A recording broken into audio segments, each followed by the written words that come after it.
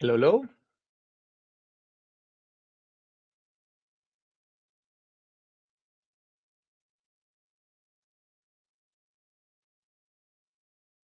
Let me get in chat. Hello, guys. I see. Oh, okay. I finally found the button where all your chats are. Hello from Silicon Valley. I'm the the Meta headquarter. Federico Francioni here. Welcome, everyone. We're gonna give people a little bit of a time to settle. In the meantime, always love to know where you guys are from, but actually, my icebreaker question for you guys is, do you prefer pizza or gelato? And I'm not saying ice cream because I'm Italian, but yeah, what's your favorite one? Okay. Oh, well, of course, uh, smart people are gonna say both. Look at that! Look at the split. I should have done a poll for this one. I prepare another one, but not vegan pizza. No, gelato over pizza. That I'm not ready, especially not at this time of the day. Oh god, uh, fantastic. Well, I hope you guys are having like a great day today, and all the other sessions have been awesome. Um, Again, my name is Federico Francioni. I'll give you like a little bit of an intro in 1 second. Let me just go and start into presentation mode, and let me get to my deck. The first disclaimer that I would say is, don't worry about taking screenshot or anything about anything that I'm showing, because I'm gonna put this deck up for you guys so you can all see anything that I'm sharing today. So no need to rush and do any screenshot.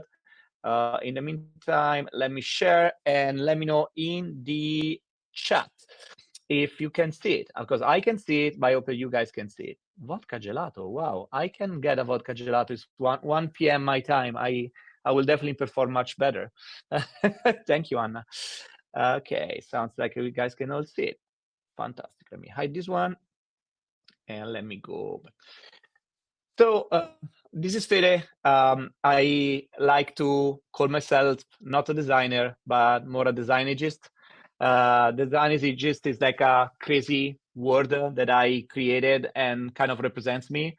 And as in, oh, see, green box. But like, yeah, let me know if you guys can still see the green box, or is it okay? So designerist is a combination of what I feel represents me the most. That is a half designer and half strategist. A little bit about me is that I never study as a designer. I mean, shocking surprise, because nobody has a linear path to design, I guess, in the world. I'm a telecommunication engineer. I studied in Florence, spent some time in Finland. That's because at the beginning of year 2000, the big thing for mobile phones was called Nokia, and that's why Nokia is from Finland. So I spent time in Finland. And then apparently the iPhone came out and changed a little bit how the things were working, but it's all good. That's why we're here. And eventually I had the opportunity of getting into what I call my professional epiphany. My professional epiphany was the opportunity to be part of a team of 3 in an international marketing challenge that was sponsored by Philip Morris. These friends of mine studying economics and marketing were asking me to join their team because they were doing this challenge. And I've never done like a marketing challenge or a marketing prize before. I was always into that one. But as we did that challenge and as we won the challenge, and then we came to the United States for the first time in 2005, I got the opportunity to work with people that were not engineers. And that to me was really the revelation, what I call like the epiphany, because I realized this is what I want to do. I don't want to be much more into the coding or the research. I don't really like it. I like to create product. I like to have strategies. I like to connect with people. And this is where I start thinking, okay, when I grow up and if I finish the university, I will start doing something in this area. And that's why I started with consulting, working, I think, 12 years in there, so I could make all the experience that I could through process mapping, process engineering, and strategy. And then I made my way from Europe, Milan, into United States, and kept growing this attention to the experience. So this is why I'm a designerist. You can find me online anywhere. I always use Fedino82. So if you see that acronym or that username, it's probably me, Medium, LinkedIn, whatever. And also the only two things I'm leaving here for your consumption, if you want to take a look, is my website, federicofrancini.com, and designers.show. That is a design podcast that I'm co-hosting with another friend of mine from Naples. We restart that one, but it's going to come soon. Okay, let's get into the interesting part. So today we're talking about 3 main design careers. I know that there's a lot of interest from a lot of you guys about how can I work in a big company. I'm a designer. I want to be a designer. Maybe we'll figure it out, but I really would like to work in a big company and work in something creative. How can I do that? So today, hopefully, I can support you by understanding these are the 3 main roles that I think in like all the big companies I've been working with. So definitely Meta, Microsoft, where I was before, and all the other companies I supported when I was in PwC, and see if there's anything helpful. Of course, if you want to keep the conversation, as you know, this is all ADP list, biggest festival of the year. So feel free to join any of my sessions. I usually run 2 of them every Friday morning, California time. But yeah, let me know. You can always ask for more. If I can, I'll try to accommodate everything. If you need to bring this one on a one-on-one session. Big companies, 3 main roles. Let's see what are those like 3 main roles. Like as you guys know, one of them is definitely product designer. It's probably the most common. A lot of folks know what product design means. Maybe a lot of you are already product designer and or are interested in product design. There can be folks that are also doing content design. And then finally, one that is like less obvious and is also the track that I've been pursuing in the last few years is service design. So all those 3 are parallel tracks that are working in any big company, maybe under different names, but it's how the industry will recognize them. Now, I said parallel tracks, but as I always do, I'll take it back because they're not really parallel, they're intertwined. So if you're a product designer, you're going to work with content and service designer and vice versa, right?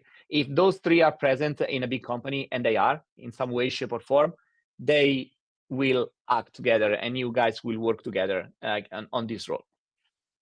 So where I want to start with is by, Helen, if you could like get the poll on stage, publish the poll, just to get an understanding of my audience. That is always helpful. I do have my chat here open so I can read your comments and keep them coming. Please let me know what kind of designer are you, or maybe you're not a designer, you're just passing by, and let's figure it out. Let's see.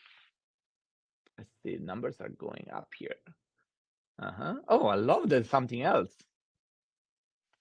Oh, all product and something else. Hey, for the guys that have something else, if you don't mind, yeah, drop in the chat like what is your role? Conversation designer. Oh, cool. There. Okay, that's a lot. I like that. I would probably put it as part of content, but I think it's also with the interaction. That's a cool one. Thank you for sharing, Andita. Good. Well, oh, we have one service designer. Great. Good. At least I'm not the only one. Current, future product manager, leader. Okay. Okay. Product management. Yes. Also intertwined. Fantastic. Okay. That's good. I guess that we have a lot of product designers. So without further ado, I would say let's jump into the product design page. Now, again, no need to take screenshot and whatever. And this is like wordy, but not too much. I was trying to get and abstract some of the main component of the work itself. And also what I will do as I go through each one of the slides, guys, I will take a look into the comments here. So if you do have question, I know we'll take it at the end. But if there is something that like you guys want to ask throughout the flow, just put it in the comments. I'll try to glance and see if there's anything I can address.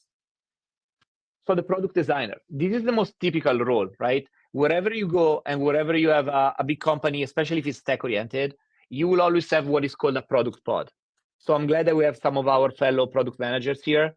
Because when I say pod, a typical product pod that we have in a big company is literally usually having a combination of a product manager, a product designer, content designer, most likely, UXR, so user researcher, and then you have someone that takes care of the development, right? An engineer, coder, whatever you guys want to call it.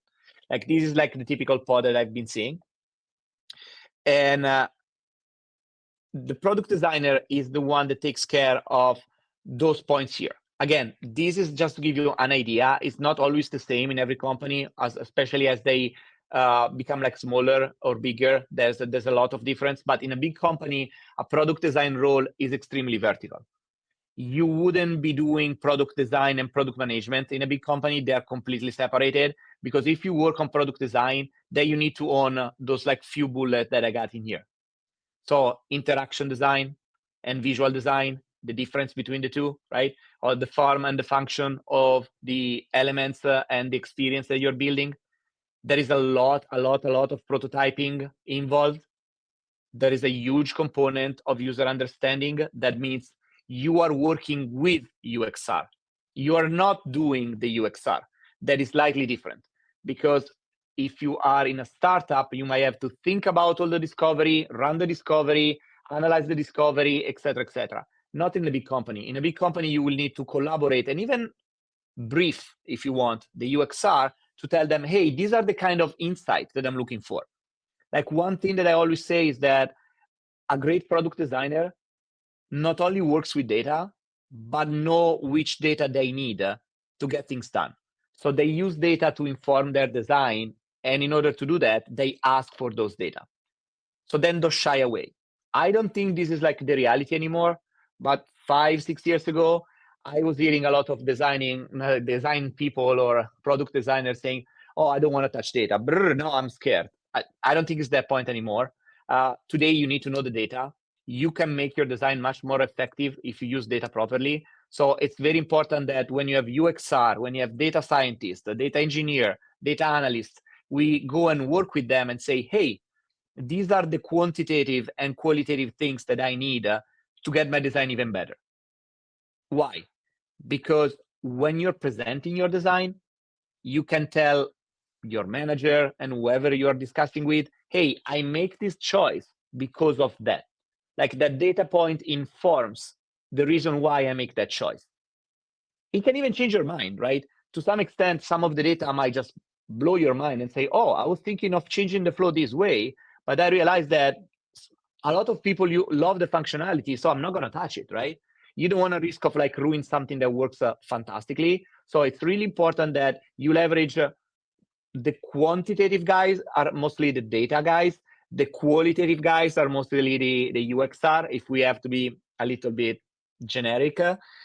And you want to leverage both of them to really be part of the user understanding. And then, of course, collaboration. I mentioned collaboration, how much you need to work with engineers, product manager, and all the other stakeholders to make sure that your design is feasible and also aligning with the business goals. Now, one very important thing that I think it was my very first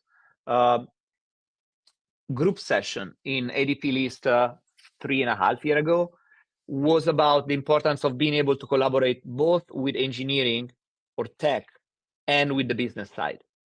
A lot of people are coming and are asking, okay, but what do? I don't have a seat at the table. So if as a product designer, you don't have a seat at the table, it's because you cannot talk to these people and you need to be able to talk to them.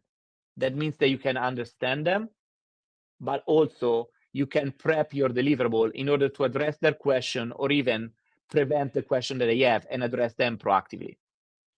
So that means that when you talk with people on the tech side, you can tell the complexity of your design, the cost of your design, right? You can give them an idea of why some of the capabilities are important and are non-negotiable versus some of them can be scaled down.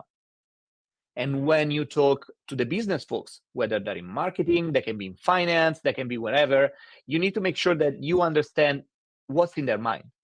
What is the main metric that they're trying to anchor to? And you can use that metric to inform your design and supporting the solution that you have.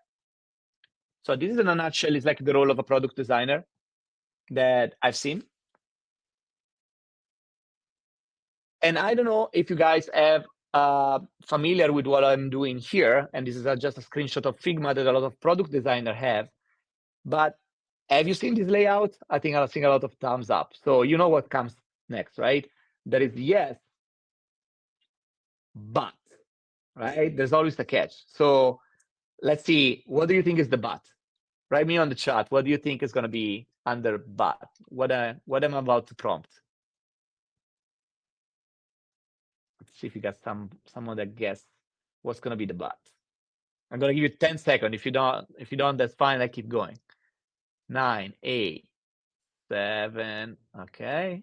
Workflows, acceptance criteria. And we're gonna talk about acceptance criteria. Not yet. Good one. What's the info in use case development? No. So product designer, yes, but hello to virtual reality. I intentionally added this one here because a lot of you are asking, especially from where I sit right now, like at Meta, and there's a lot of that coming also from Apple, right? How does the role of a product designer change when it comes to spatial design? So surprise, surprise, hopefully that's helpful. I did want to do a little bit of a spin-off about spatial design, because a spatial designer is a kind of new unicorn, right? That is coming out. Some people can call it like a spin-off of a product designer, not necessarily, but I wanted to give you like an idea of what I've seen some spatial design become, right? Maybe many of you are thinking about becoming spatial designer. Maybe some of you are studying to become like a spatial designer. So a spatial designer, if I have to give you like a summary, is a design, of course, that can think in 3D. I think that's a given, right? But that means that has an understanding of also what are the technology implication for VR and AR. And that means that on average is a designer that is very comfortable with technology. Now, it doesn't mean that you have to be a full stack designer, right? That you can do the design and the coding. Probably full stack designer can do this, but a spatial designer really need to focus on some like key responsibility, like the one that I put down here, right? And what I did is that I took this consideration here from a very nice article that Design at Meta created. It was almost like 1 year ago, in which we were trying to give an understanding to people of like what will you do in your daily life as a spatial designer. So I dropped a couple of those in here, also including what are some of the skills that a spatial designer has.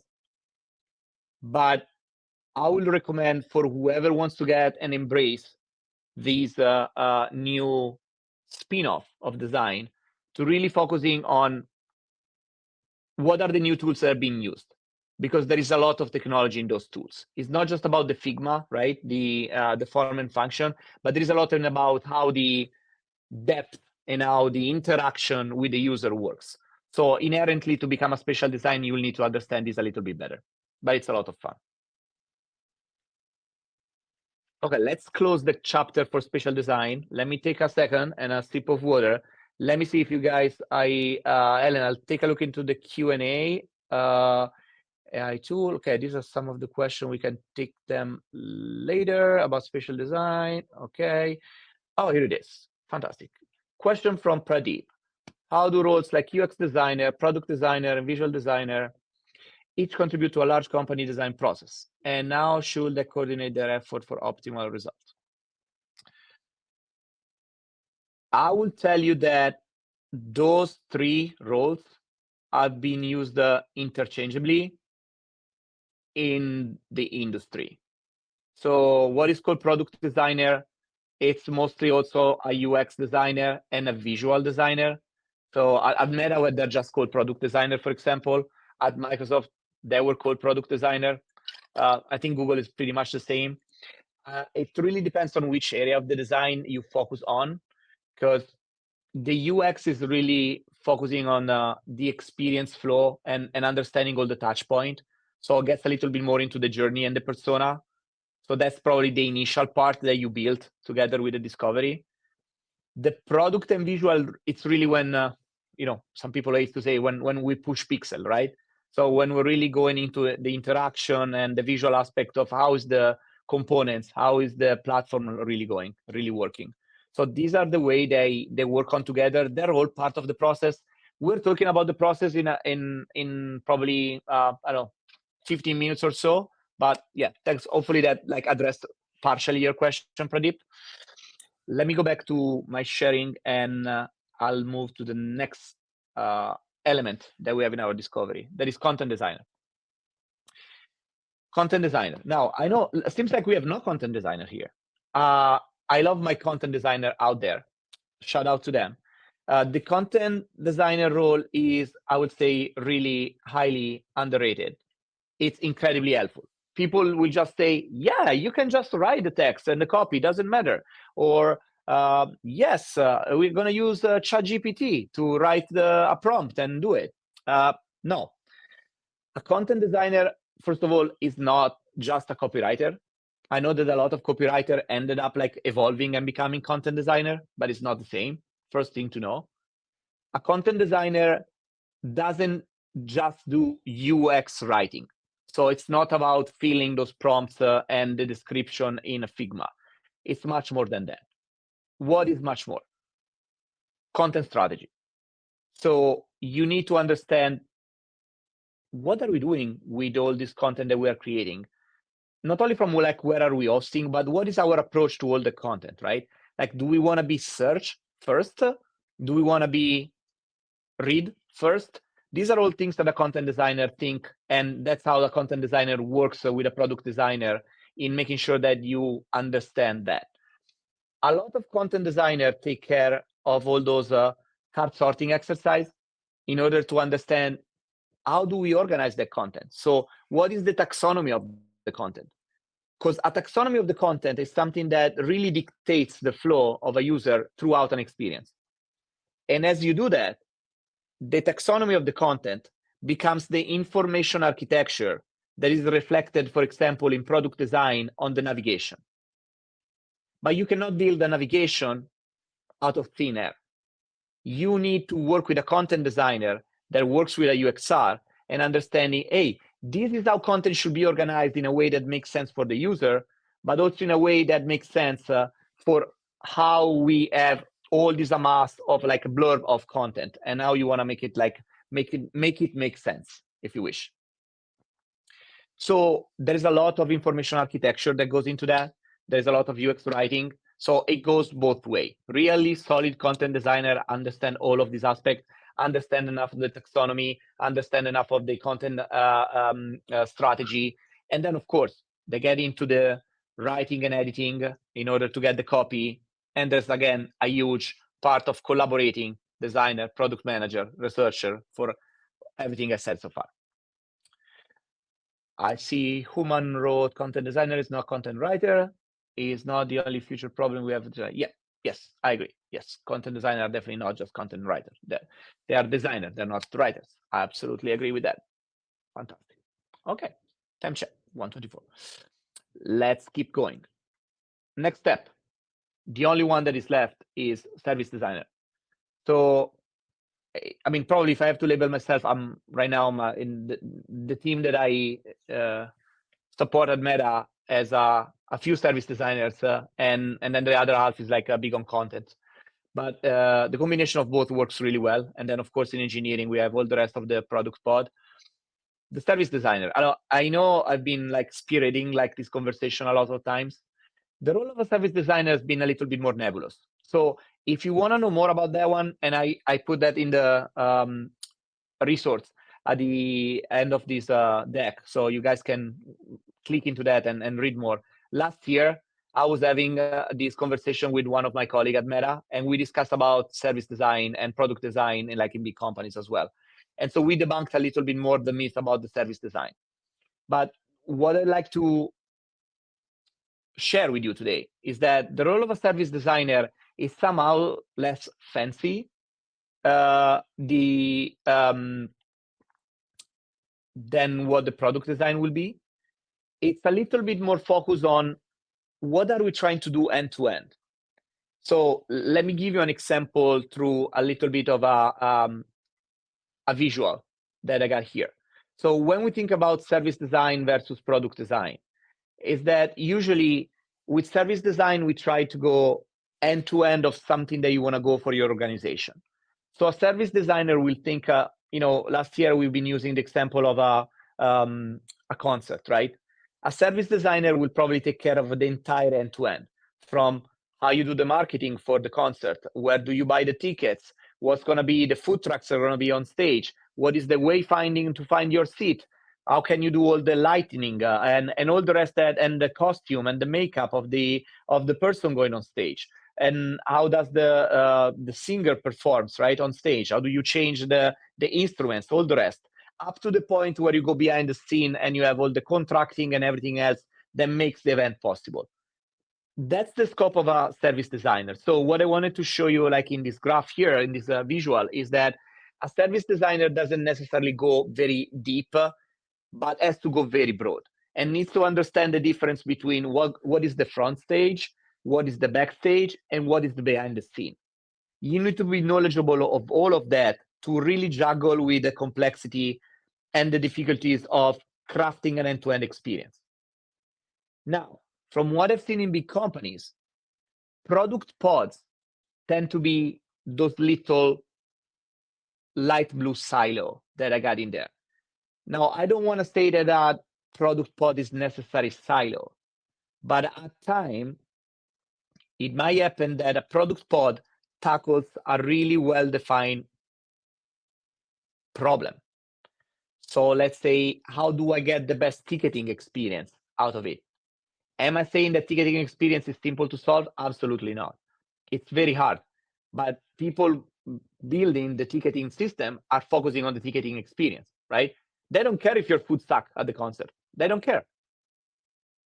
But they don't even think that you can probably have a ticket that includes some promotion for some kind of food at the venue. That's what a service designer will do in this analogy. The product teams will focus on making sure that the ticketing is very smooth, from selecting, finding your seat, and all the rest, and get a smooth transaction. That's all they do. But they don't necessarily have the breadth to understand, okay, what are the other opportunities and things that we can do connected to that? Can we do a raffle after the concert and make sure that it works, right? That is more typical from a service design. So what you will see is that different products are part of the experience, and what a service design is trying to do is to connect everything and make sure that end to end, when a person starts from, hey, I would like to see Beyonce or Taylor Swift, they know where to start and how to find it, and down all the way to when they come back and they got their merchandise on and they're happy because they've seen Taylor and that this is like one of the best days of their life. So it's not in contrast, sorry. I've seen product designer doing the work of service designer, yes. Do we still sometimes struggle in the industry in defining the role between the two? Absolutely, yes. But this is the way I've seen that working in big companies.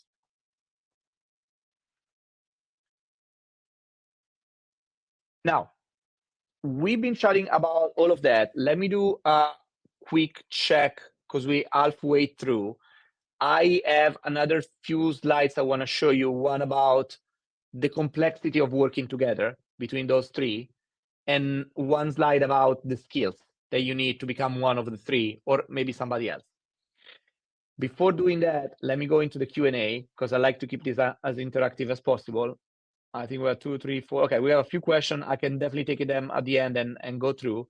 So now I'll jump to my next step. We talk about each one of the three. We started solving a little bit of the contrast, apparent contrast between service design and product design, right? Now, let me show you how in big companies, we approach an end-to-end program or project, and how those roles are intertwined. And I'll try to show you not only how those three roles are intertwined, but also how other roles work with them. So jump into this next slide. This might be a lot, and I was trying to simplify it as much as I can. So first of all, let me walk you through like what are you looking at. And by the way, I will love any feedback. So if after the session you guys are downloading or like visiting like these slides and you want to tell me, oh, that sucks or is helpful, whatever, please let me know, because I'm trying to get the best visual for people to understand. I don't know if I'm gonna be successful or if I fail, but hey, if you fail fast, and I'll do it again. So top of the slide, those 4 steps, those are more or less the typical design approach: discovery, design, define, deliver. D, the 4 Ds. Under each one of those steps, I put some of the most typical deliverable that you will do in a big company. I try to highlight with each one of the 3 colors what are the key deliverables that the 3 designer role do. So as you can see, green is for the service designer, hot pink for the content, and light blue for the product designer. At the bottom, I have a little bit of a fade version of a RACI. So because it's a highly collaborative and also highly iterative process, because this is not a linear flow, there is a lot of iteration in here, I like to divide between who is driving and who is supporting, right? I don't know if you guys are familiar with the term of like RACI, RACI. It's a very common framework in big companies to decide who is responsible, are accountable, consulted, or informed about something that is going on. Too complex for like this conversation, and I like to make things practical. I like to know who are the people that can drive those things forward, who can make the process, who can make progress, versus who is just supporting, right? So at the top, you will see the people that are going to be driving those deliverables, and at the bottom, the ones that are supporting. And they will switch back and forth, right? That's the way it works. Again, is this the way it works in every company? Absolutely not. I think that if I ask to any of you to do it for the company you work for, you will probably change it. So this is a kind of like an abstraction from everything I've seen so far, and trying to make some order into the chaos. So we can discuss for this one for probably hours and hours. Now, what I want to point out, what are the key aspects of this one? I would say that I've seen service design, product design, and UXR driving the very beginning, the genesis of those projects. So onto the discovery and design phases, this is where those 3 roles are really important. And that's because at the very beginning, service designer will have a perspective about the market trends and the research. Like, let's look outside of what we're doing, right? Sometimes we live in a bubble. We always see is our company, our organization, our startup. Let's look outside. What's going over there? That's why, for example, every year I love to go to South by Southwest, right? I want to see the best that is out there. And I love to go to like every installation and see like what people have been creating. It's like, it's very, very creative, and it's very, very inspiring for me. But also, you sometimes need to figure it out. What do my client work? My stakeholders, right? You can call it stakeholders, you can call it clients, you can call it whatever you want. Can I get them happy? And do I understand what they want to do? Can I get the download of their brain? That's part of the discovery, together with the other deliverables, right? And then as you get into design, that's where you start the ideation, the brainstorming. You start creating journeys. You start creating the service blueprints. You start creating the solution option. For example, should we make or should we buy it? Because not all the time is worth to build something from scratch. Can we start getting concept and wireframes from the product designer that gives the idea of what we want to build? Do we have an idea of the information architecture that we want to get in order to make sure that our content is effective in the way that we use it? These are all the first part of like a generic program and project.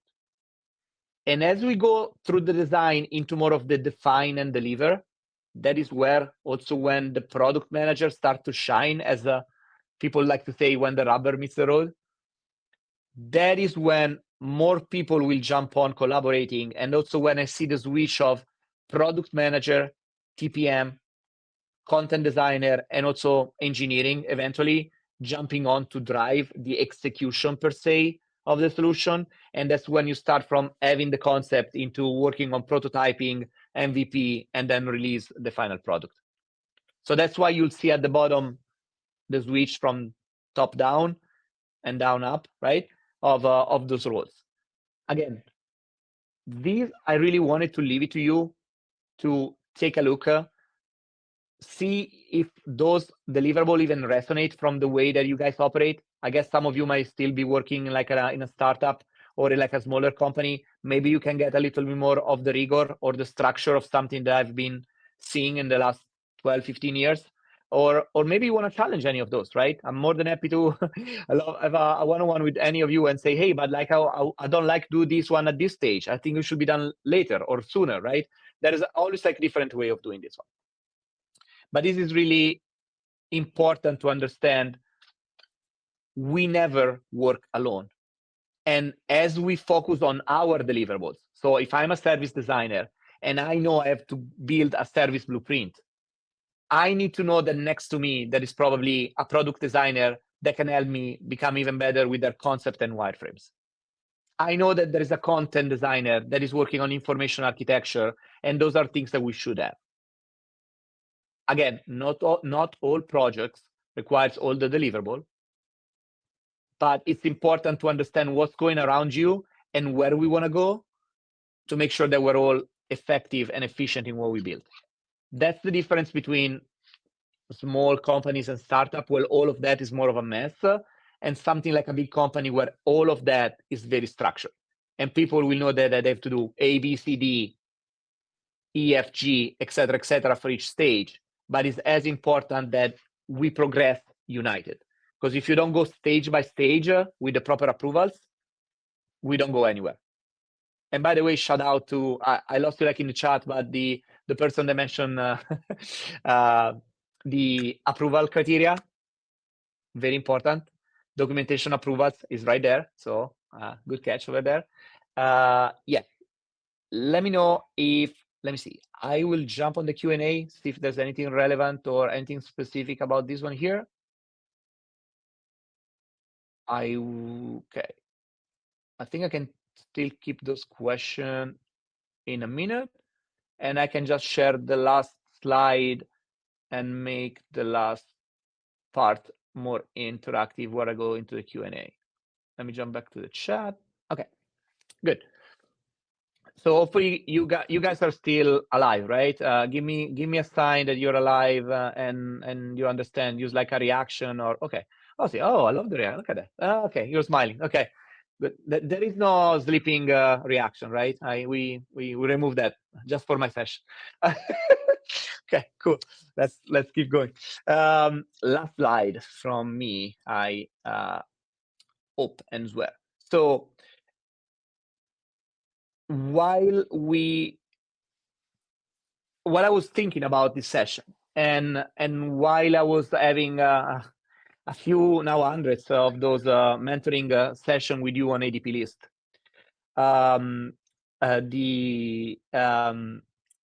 one of the things that I get all the time is, okay, but how do I get skilled? How do I understand what I should be capable of doing, right? How do I get better, right? Now, even for me, when I switch from consulting to industry, I got the same fear, and it was 6 years ago, right? I love being a consultant. I was changing client every 6 weeks maximum. I was changing teams. I was changing role. I was changing industry. I was changing everything, right? So I've always been good. I love change. But when I moved and I decided, hey, I want to move into the industry, I was asking myself, what would they like? Am I going to be good enough? So I try to be a little bit systematic and strategical on how I was going to try to approach it. And this is an exercise that we did with Raffaele, my co-host for designers. We created this one a couple of years ago. It was the first iteration of that one. And now we revamped in 2024. And what we did, and I'm not going to bore you to death and jump into the Q&A soon, because Ellen is keeping me on check. thank you, Alan, by the way, I'm reading, is that you want to make sure that you track your strength. You understand that how proficient you are in the key skill that you have, but also taking a look into what is a job description requesting to you. So one thing that, like we've been doing, you guys can, I will link this one into the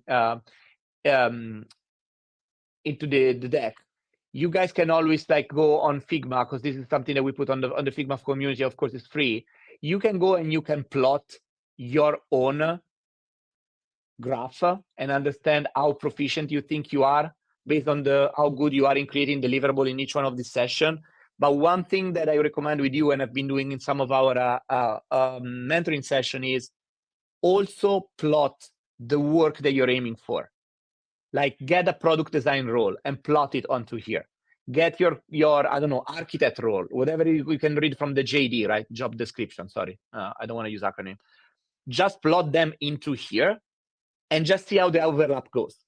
Because if you overlap and you're like 70% there, do the interview, apply for it. But if you overlap with your dream job and you're like 50% there, maybe you're not ready. And maybe the question you should ask yourself is, where should I grow in order to be applicable for that company, especially if it's a big company, to get there? So namely, if it's a big company is more specific in one of these pillars, I need to get better at that pillar. If I'm more interested in going broad, I need to probably get a new items here under my umbrella. It was usually the UX umbrella. So this is it. I'll share this one with you. Maybe I'll drop it in the chat if I have a second and I remember. But yes, let me know if it's helpful. We can always also do this together. So now what I will do is that I will stop sharing. Questions. Let's see. Let me go on the Q&A. I think we will go in order of the most voted. So you guys can vote the one that you like the most. And let's start with those. Here it is. Here we are. So, okay, question time. What would you say are the top qualities or skill sets big companies like Meta are looking for in product designer, UX designer, as opposed to small organization? I think I mentioned extensively the ability to work with qualitative and quantitative evidence. So being able to understand the data, I mentioned it hopefully at the very beginning of this one, so I'm not going to repeat that because you can, Joy, you can, if you missed that at the very beginning, this is going to be recorded so you can look at that part.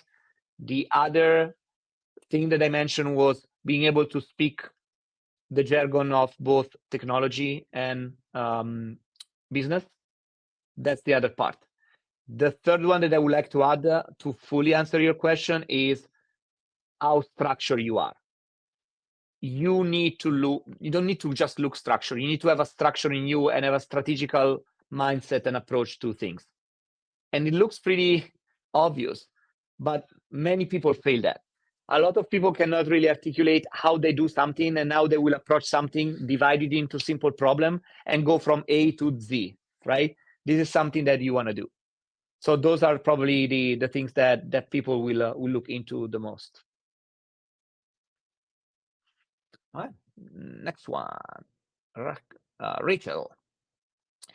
Working with spatial design, especially immersive environment, what are the primary accessibility challenges and how do companies approach creating inclusive experience for all users?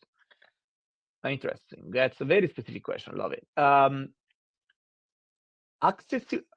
Accessibility is way easier in VR because it's way more immersive, right? So if you take out people that visual impediments, of course, then because it's such a reality that is so immersive, it tends to be more accessible because it works much more into like, I'm part of it, right? So the things that you have to look into is literally how you allow people to move within that space, right?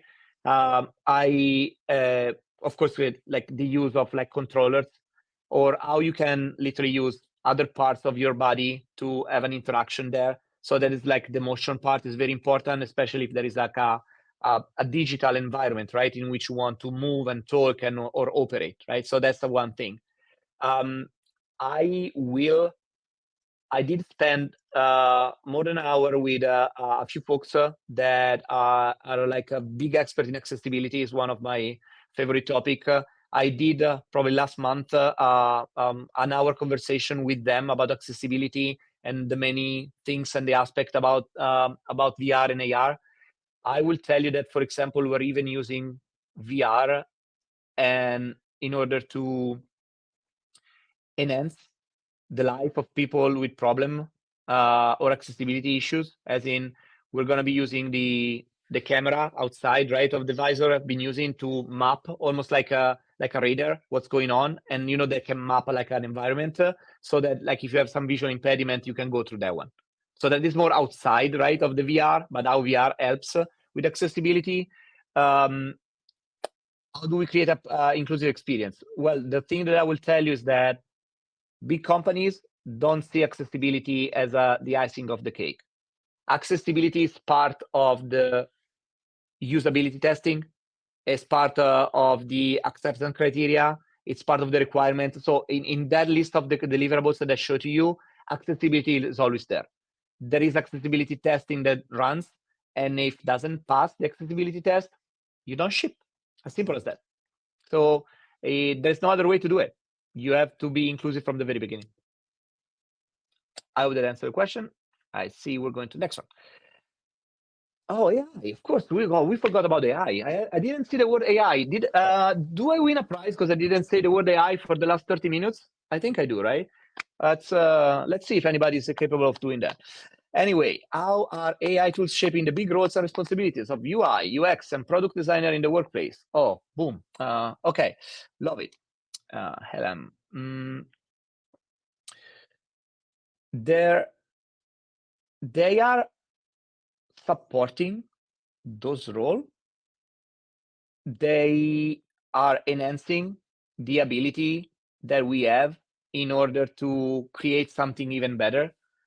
So I know I somehow have to find a way to share all this article. I put the resources, but I will put more in the last slide of the deck, because I put some of the resources, they're not enough. But I wrote a couple of articles in which I spoke related to that one, especially after I've been in South by Southwest last year.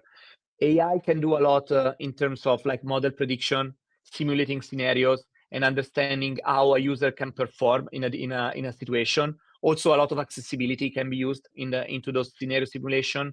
So the AI tools are shipping a lot in terms of like the UI, because you can really simulate much better how people will behave in that situation. And you can also research your user much better, because you can almost ask the AI to understand the craft a persona following a certain prompt, or asking what kind of persona might be interested to a certain type of product, for example. So there is a lot out there. I'm less concerned about the fact that AI can create like templates and be much faster. That's a given, right? This is like transactional. I don't get excited by that. But the prediction, the understanding, the simulation of the AI, to me, are the most interesting part of those tools. And there are a few articles about scenario creation, so I will add it to the list. How are we doing? Let me see. Yeah, next one. Yeah, see 3 or 4. If we want to develop our product design portfolio, should we focus on concept, wireframes, lo-fi mockups, hi-fi mockups? Yes, you should have a little bit of everything. I guess you more of like UX design, product design, or even service design. I like one of the first article we did with the ADP list blog. It's about that one. It's about how you nail your portfolio interview. And I keep saying that your portfolio represents you. I don't have a portfolio. My portfolio is my website.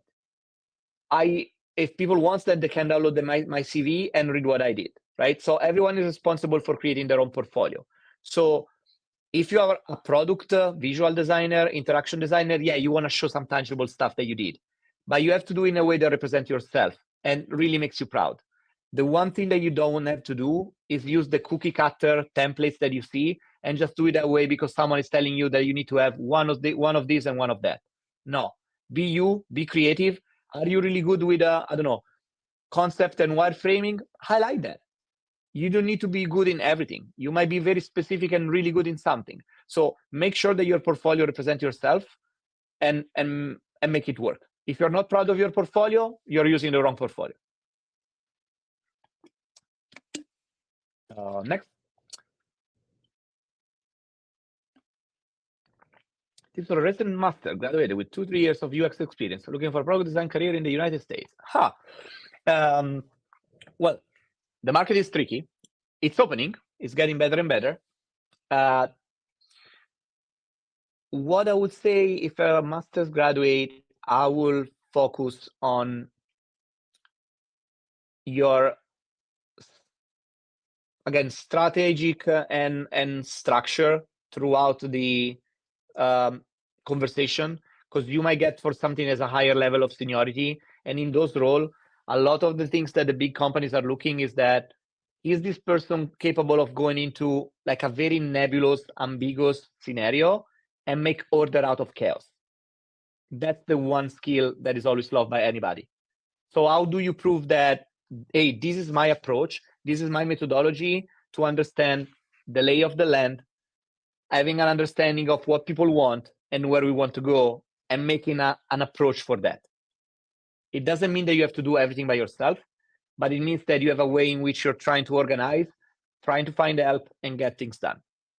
That, I think, is the best skill that you want to represent at your level of seniority, especially after being like a master graduate with those years of experience.